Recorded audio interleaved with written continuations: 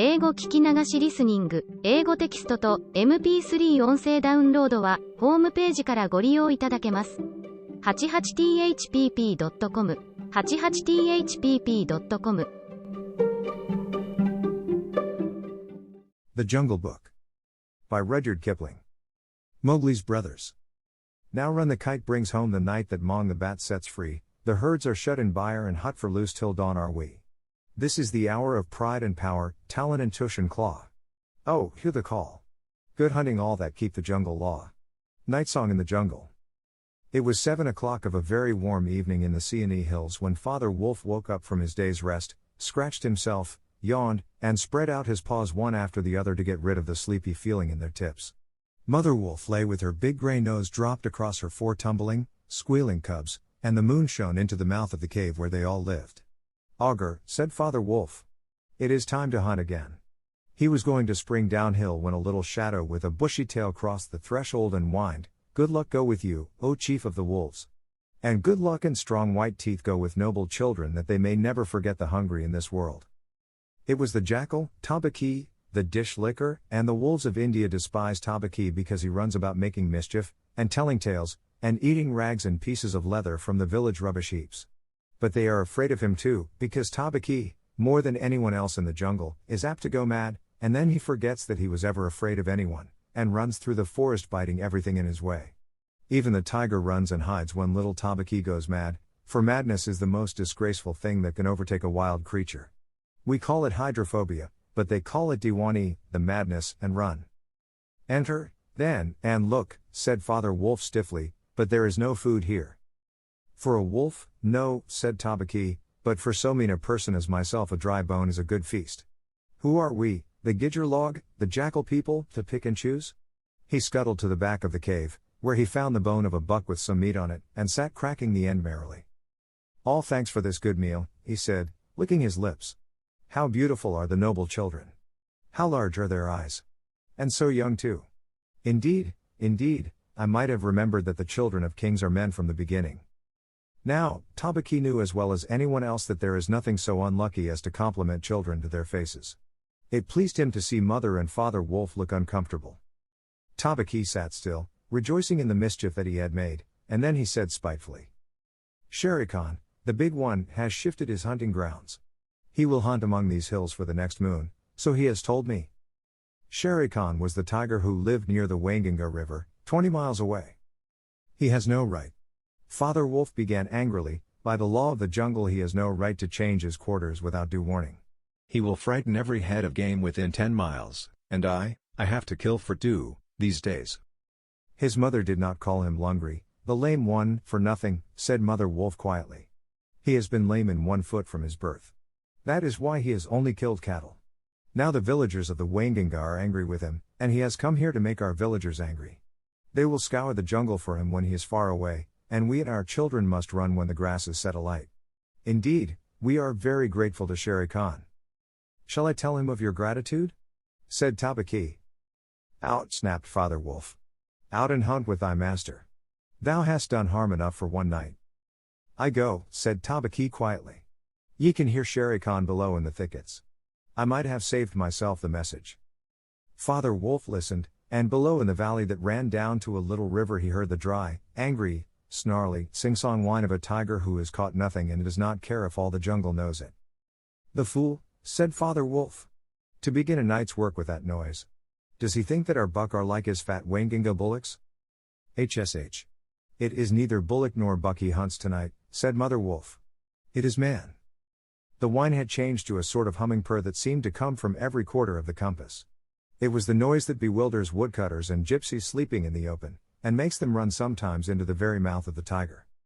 "Man," said Father Wolf, showing all his white teeth. "Faugh! Are there not enough beetles and frogs in the tanks that he must eat man, and on our ground too?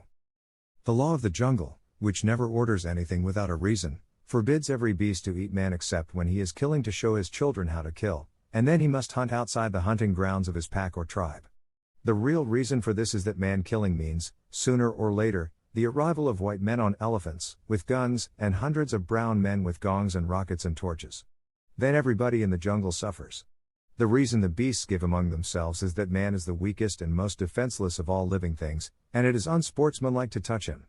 They say too, and it is true, that man-eaters become mangy, and lose their teeth. The purr grew louder, and ended in the full-throated ah of the tiger's charge. Then there was a howl, an untigerish howl, from Shere Khan. "He has missed," said Mother Wolf. "What is it?" Father Wolf ran out a few paces and heard Shere Khan muttering and mumbling savagely as he tumbled about in the scrub. "The fool has had no more sense than to jump at a woodcutter's campfire, and has burned his feet," said Father Wolf with a grunt. "Tabaki is with him." "Something is coming uphill," said Mother Wolf, twitching one ear. "Get ready." The bushes rustled a little in the thicket, and Father Wolf dropped with his haunches under him, ready for his leap. Then, if you had been watching, you would have seen the most wonderful thing in the world. The wolf checked in mid-spring. He made his bound before he saw what it was he was jumping at, and then he tried to stop himself. The result was that he shot up straight into the air for 4 or 5 feet, landing almost where he left ground. "Man," he snapped. "A man's cub. Look." Directly in front of him, holding on by a low branch, stood a naked brown baby who could just walk, as soft and as dimpled a little atom as ever came to a wolf's cave at night. He looked up into Father Wolf's face, and laughed. "Is that a man's cub?" said Mother Wolf. "I have never seen one. Bring it here." A wolf accustomed to moving his own cubs can, if necessary, mouth an egg without breaking it, and though Father Wolf's jaws closed right on the child's back, not a tooth even scratched the skin as he laid it down among the cubs. "How little, how naked, and how bold," said Mother Wolf softly. The baby was pushing his way between the cubs to get close to the warm hide. "Ahai! He is taking his meal with the others. And so this is a man's cub. Now, was there ever a wolf that could boast of a man's cub among her children? I have heard now and again of such a thing, but never in our pack or in my time," said Father Wolf. "He is altogether without hair, and I could kill him with a touch of my foot. But see, he looks up and is not afraid." The moonlight was blocked out of the mouth of the cave, for Shere Khan's great square head and shoulders were thrust into the entrance. Tabaki, behind him, was squeaking, my lord, it went in here."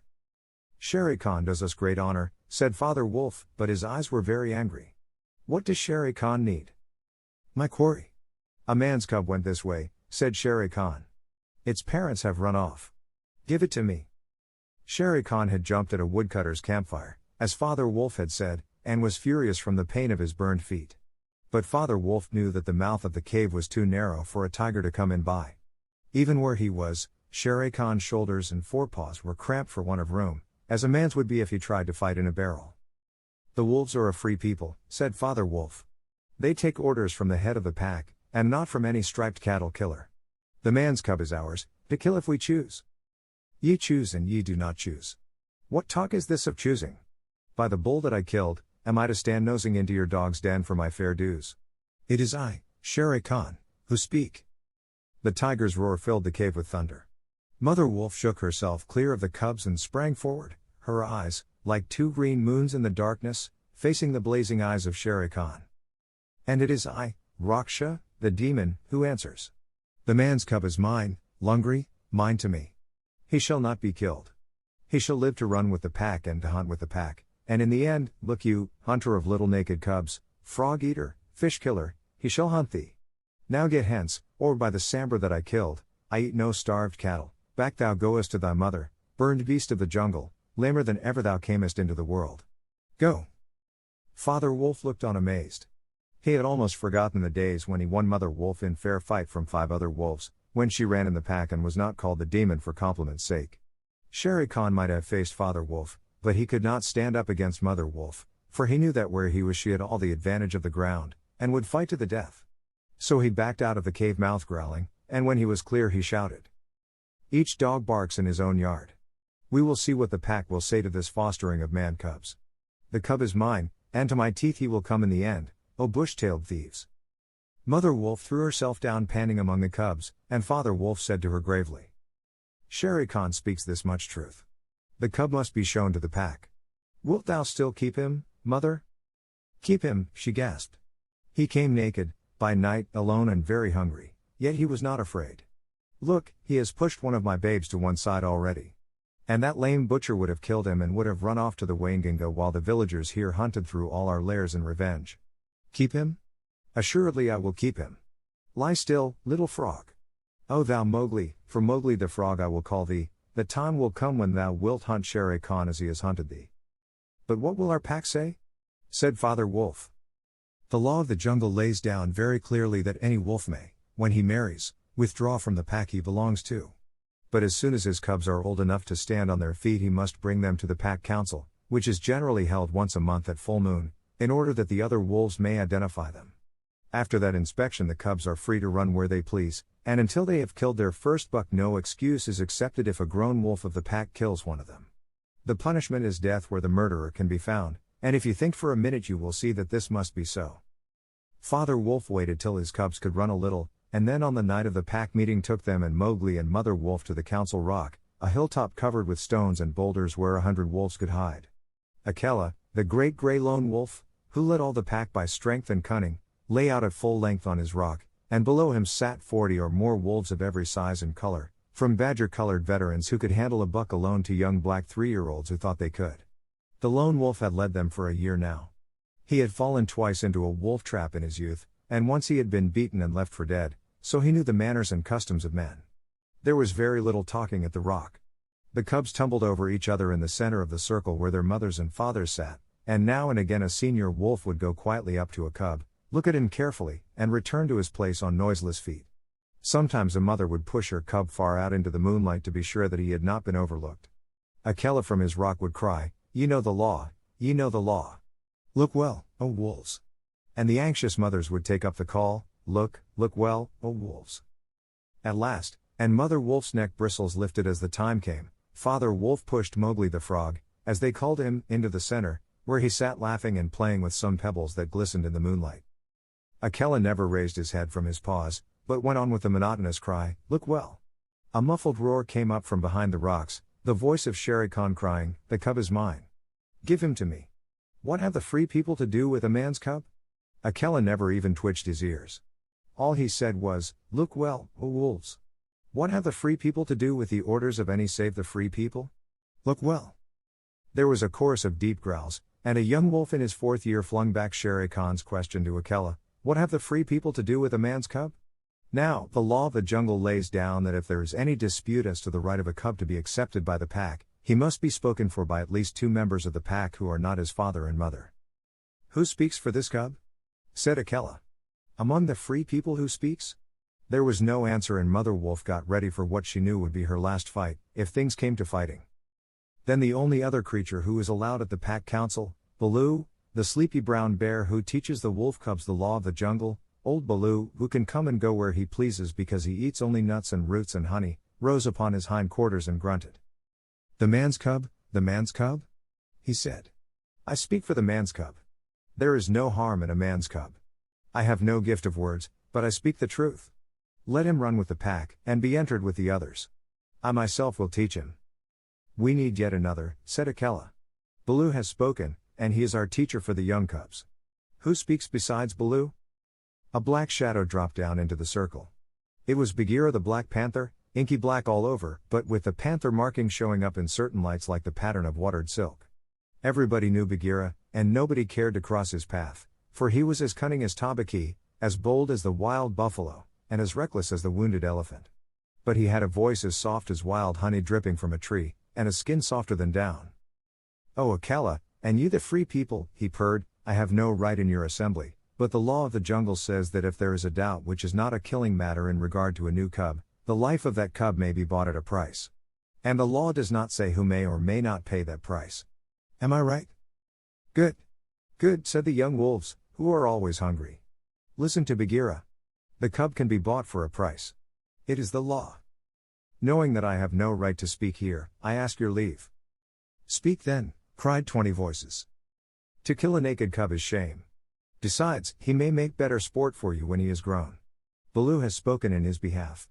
Now to Baloo's word I will add 1 bull, and a fat one, newly killed, not half a mile from here, if you will accept the man's cub according to the law. Is it difficult?" There was a clamor of scores of voices, saying, "What matter? He will die in the winter rains. He will scorch in the sun. What harm can a naked frog do us? Let him run with the pack. Where is the bull, Bagheera? Let him be accepted. And then came Akela's deep bay, crying, look well, oh wolves. Mowgli was still deeply interested in the pebbles, and he did not notice when the wolves came and looked at him one by one. At last they all went down the hill for the dead bull, and only Akela, Bagheera, Baloo, and Mowgli's own wolves were left. Shere Khan roared still in the night, for he was very angry that Mowgli had not been handed over to him. Roar well, said Bagheera, under his whiskers, for the time will come when this naked thing will make thee roar to another tune, or I know nothing of man. It was well done, said Akela. Men and their cubs are very wise. He may be a help in time. Truly, a help in time of need, for none can hope to lead the pack forever, said Bagheera. Akela said nothing. He was thinking of the time that comes to every leader of every pack when his strength goes from him and he gets feebler and feebler, till at last he is killed by the wolves and a new leader comes up, to be killed in his turn. Take him away, he said to Father Wolf, and train him as befits one of the free people. And that is how Mowgli was entered into the Seeonee wolf pack for the price of a bull and on Baloo's good word. Now you must be content to skip 10 or 11 whole years, and only guess at all the wonderful life that Mowgli led among the wolves, because if it were written out it would fill ever so many books. He grew up with the cubs, though they, of course, were grown wolves almost before he was a child. And Father Wolf taught him his business, and the meaning of things in the jungle, till every rustle in the grass, every breath of the warm night air, every note of the owls above his head, every scratch of a bat's claws as it roosted for a while in a tree, and every splash of every little fish jumping in a pool meant just as much to him as the work of his office means to a businessman.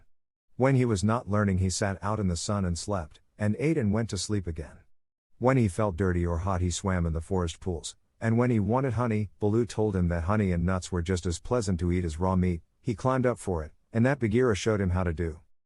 Bagheera would lie out on a branch and call, "Come along, little brother," and at first Mowgli would cling like the sloth, but afterward he would fling himself through the branches almost as boldly as the grey ape. He took his place at the council rock, too, when the pack met, and there he discovered that if he stared hard at any wolf, the wolf would be forced to drop his eyes, and so he used to stare for fun. At other times he would pick the long thorns out of the pads of his friends, for wolves suffer terribly from thorns and burrs in their coats. He would go down the hillside into the cultivated lands by night, and look very curiously at the villagers in their huts, but he had a mistrust of men because Bagheera showed him a square box with a dropped gate so cunningly hidden in the jungle that he nearly walked into it, and told him that it was a trap. He loved better than anything else to go with Bagheera into the dark warm heart of the forest, to sleep all through the drowsy day, and at night see how Bagheera did his killing. Bagheera killed right and left as he felt hungry, and so did Mowgli, with one exception. As soon as he was old enough to understand things, Bagheera told him that he must never touch cattle because he had been bought into the pack at the price of a bull's life. "All the jungle is thine," said Bagheera, "and thou canst kill everything that thou art strong enough to kill, but for the sake of the bull that bought thee thou must never kill or eat any cattle young or old. That is the law of the jungle." Mowgli obeyed faithfully. And he grew and grew strong as a boy must grow who does not know that he is learning any lessons, and who has nothing in the world to think of except things to eat. Mother Wolf told him once or twice that Shere Khan was not a creature to be trusted, and that some day he must kill Shere Khan. But though a young wolf would have remembered that advice every hour, Mowgli forgot it because he was only a boy, though he would have called himself a wolf if he had been able to speak in any human tongue. Shere Khan was always crossing his path in the jungle, for as Akela grew older and feebler the lame tiger had come to be great friends with the younger wolves of the pack, who followed him for scraps, a thing Akela would never have allowed if he had dared to push his authority to the proper bounds. Then Shere Khan would flatter them and wonder that such fine young hunters were content to be led by a dying wolf and a man's cub.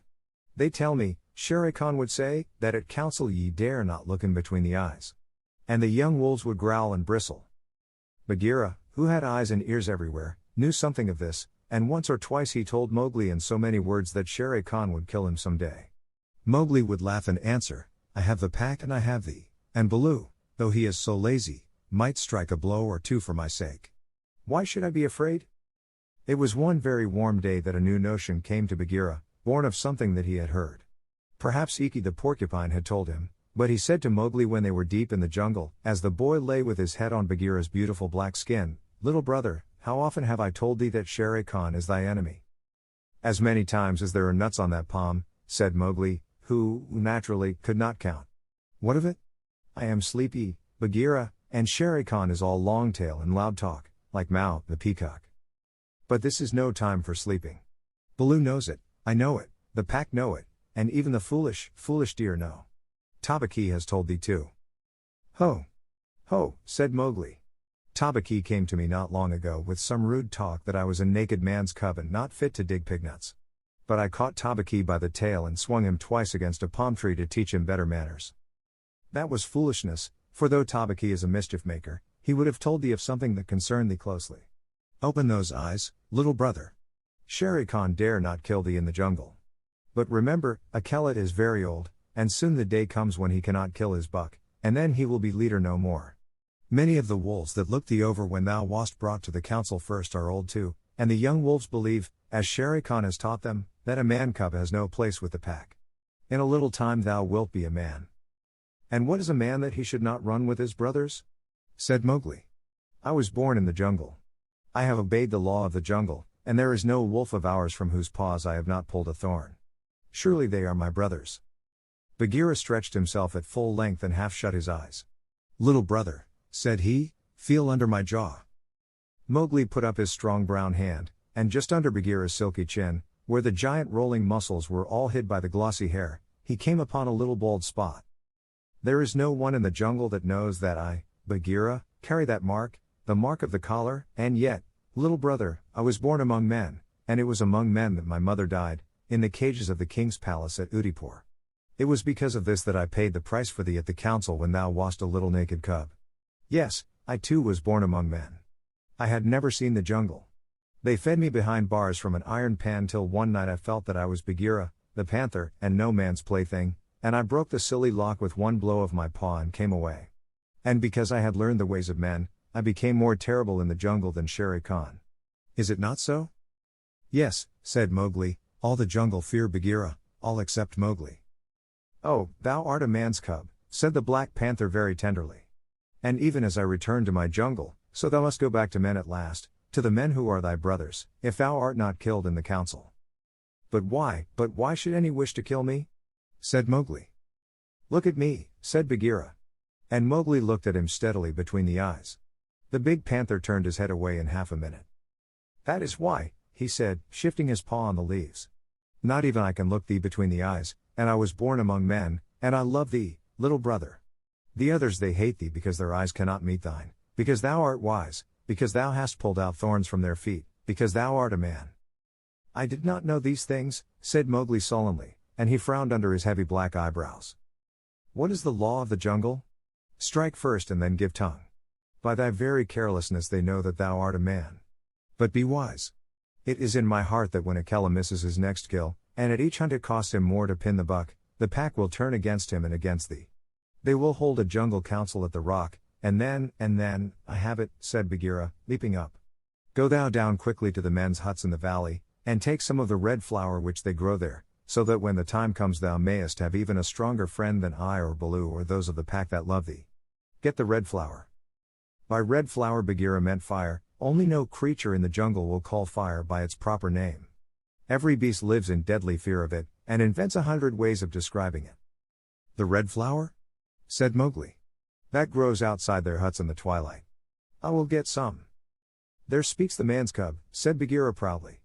Remember that it grows in little pots. Get one swiftly, and keep it by thee for time of need. Good, said Mowgli. I go. But art thou sure, oh my Bagheera? He slipped his arm around the splendid neck and looked deep into the big eyes. Art thou sure that all this is Shere Khan's doing? By the broken lock that freed me, I am sure, little brother. Then, by the bull that bought me, I will pay Shere Khan full tale for this, and it may be a little over, said Mowgli, and he bounded away. That is a man. That is all a man, said Bagheera to himself, lying down again. Oh, Shere Khan, never was a blacker hunting than that frog hunt of thine 10 years ago. Mowgli was far and far through the forest, running hard, and his heart was hot in him. He came to the cave as the evening mist rose, and drew breath, and looked down the valley. The cubs were out, but Mother Wolf, at the back of the cave, knew by his breathing that something was troubling her frog. What is it, son? She said. Some bats chatter of Shere Khan, he called back. I hunt among the plowed fields tonight, and he plunged downward through the bushes, to the stream at the bottom of the valley. There he checked, for he heard the yell of the pack hunting, heard the bellow of a hunted sambar, and the snort as the buck turned at bay. Then there were wicked, bitter howls from the young wolves. Akela! Akela! Let the lone wolf show his strength. Room for the leader of the pack. Spring, Akela. The lone wolf must have sprung and missed his hold, for Mowgli heard the snap of his teeth and then a yelp as the sambar knocked him over with his forefoot. He did not wait for anything more, but dashed on, and the yells grew fainter behind him as he ran into the croplands where the villagers lived. Bagheera spoke truth, he panted, as he nestled down in some cattle fodder by the window of a hut. Tomorrow is one day both for Akela and for me. Then he pressed his face close to the window and watched the fire on the hearth. He saw the husbandman's wife get up and feed it in the night with black lumps. And when the morning came and the mists were all white and cold, he saw the man's child pick up a wicker pot plastered inside with earth, fill it with lumps of red-hot charcoal, put it under his blanket, and go out to tend the cows in the byre. Is that all? Said Mowgli. If a cub can do it, there is nothing to fear. So he strode round the corner and met the boy, took the pot from his hand, and disappeared into the mist while the boy howled with fear.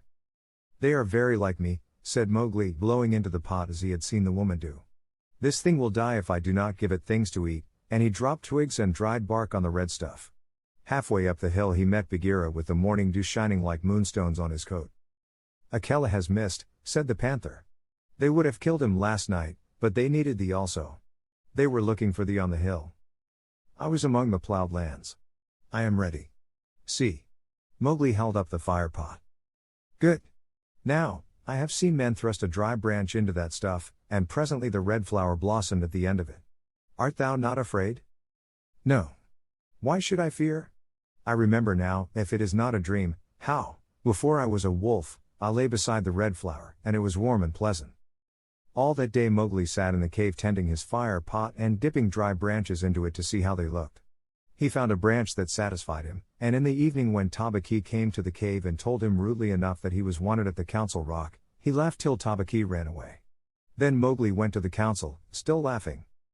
Akela the lone wolf lay by the side of his rock as a sign that the leadership of the pack was open, and Shere Khan with his following of scrap-fed wolves walked to and fro openly being flattered.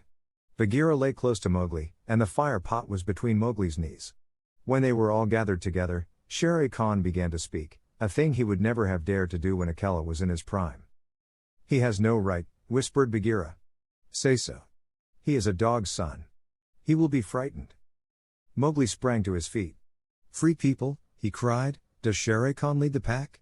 What has a tiger to do with our leadership? Seeing that the leadership is yet open, and being asked to speak, Shere Khan began. By whom? Said Mowgli. Are we all jackals, to fawn on this cattle butcher?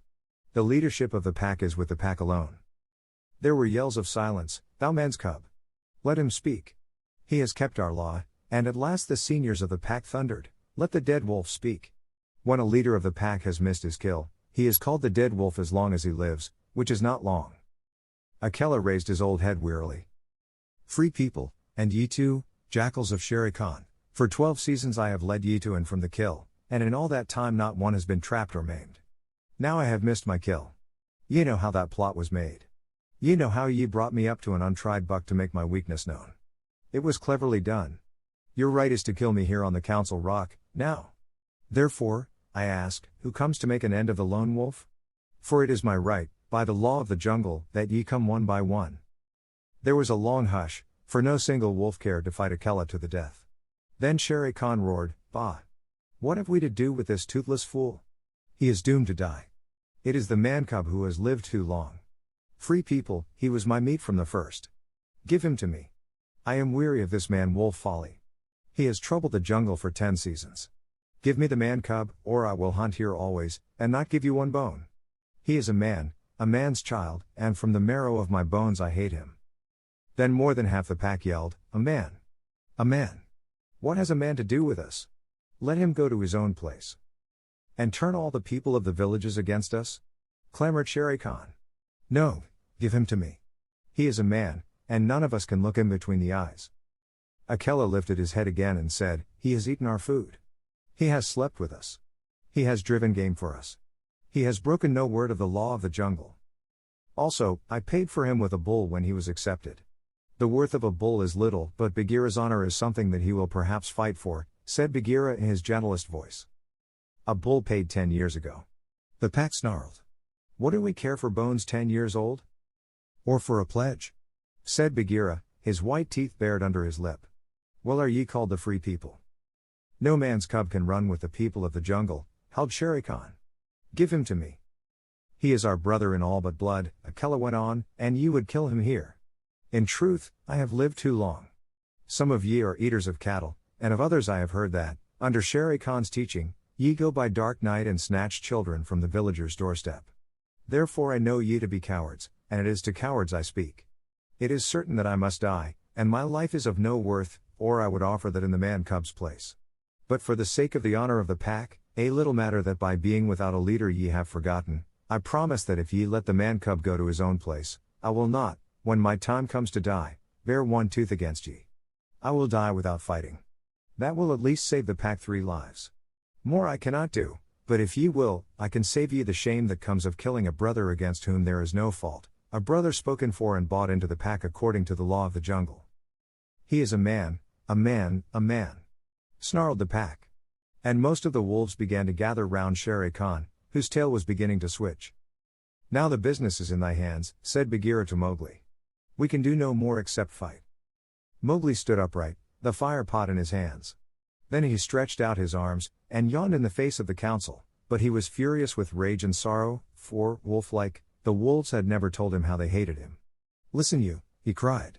There is no need for this dog's jabber. Ye have told me so often tonight that I am a man, and indeed I would have been a wolf with you to my life's end, that I feel your words are true. So I do not call ye my brothers any more, but sag, dogs, as a man should. What ye will do, and what ye will not do, is not yours to say. That matter is with me, and that we may see the matter more plainly, I, the man, have brought here a little of the red flower which ye, dogs, fear. He flung the fire pot on the ground, and some of the red coals lit a tuft of dried moss that flared up, as all the council drew back in terror before the leaping flames. Mowgli thrust his dead branch into the fire till the twigs lit and crackled, and whirled it above his head among the cowering wolves. Thou art the master, said Bagheera in an undertone. Save Akela from the death. He was ever thy friend. Akela, the grim old wolf who had never asked for mercy in his life, gave one piteous look at Mowgli as the boy stood all naked, his long black hair tossing over his shoulders in the light of the blazing branch that made the shadows jump and quiver. Good, said Mowgli, staring round slowly. I see that ye are dogs. I go from you to my own people, if they be my own people. The jungle is shut to me, and I must forget your talk and your companionship. But I will be more merciful than ye are. Because I was all but your brother in blood, I promise that when I am a man among men I will not betray ye to men as ye have betrayed me. He kicked the fire with his foot, and the sparks flew up. There shall be no war between any of us in the pack. But here is a debt to pay before I go. He strode forward to where Shere Khan sat blinking stupidly at the flames, and caught him by the tuft on his chin. Bagheera followed in case of accidents. Up, dog, Mowgli cried. Up, when a man speaks, or I will set that coat ablaze. Shere Khan's ears lay flat back on his head, and he shut his eyes, for the blazing branch was very near. This cattle killer said he would kill me in the council because he had not killed me when I was a cub. Thus and thus, then, do we beat dogs when we are men.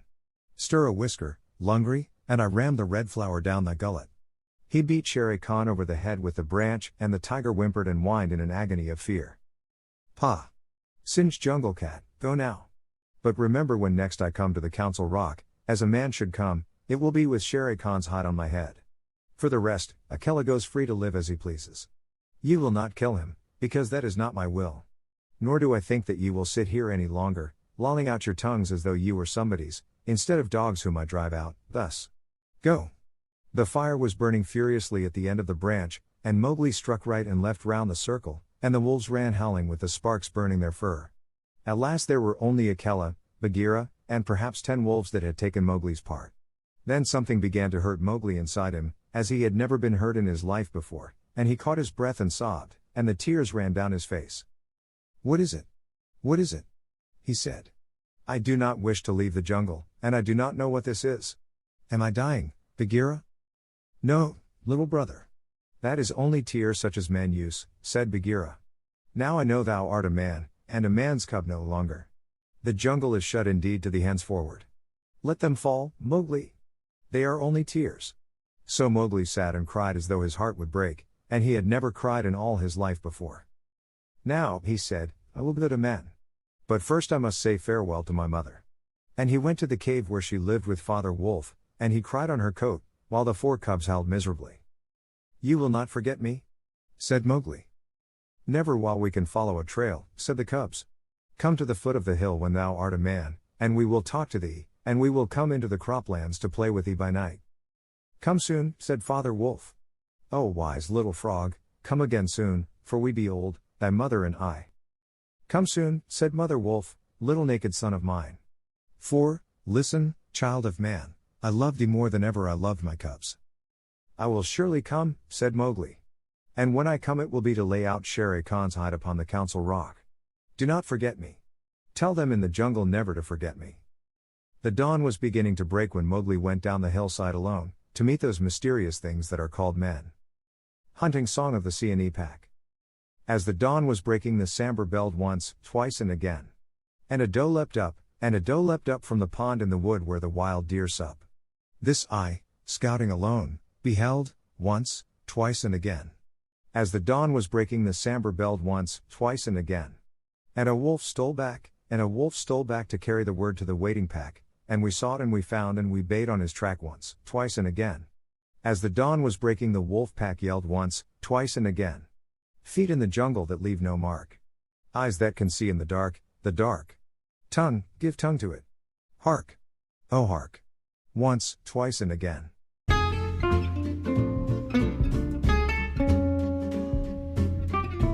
英語聞き流しリスニング、英語テキストと MP3 ダウンロード、その他の物語はホームページからお聞きいただけます。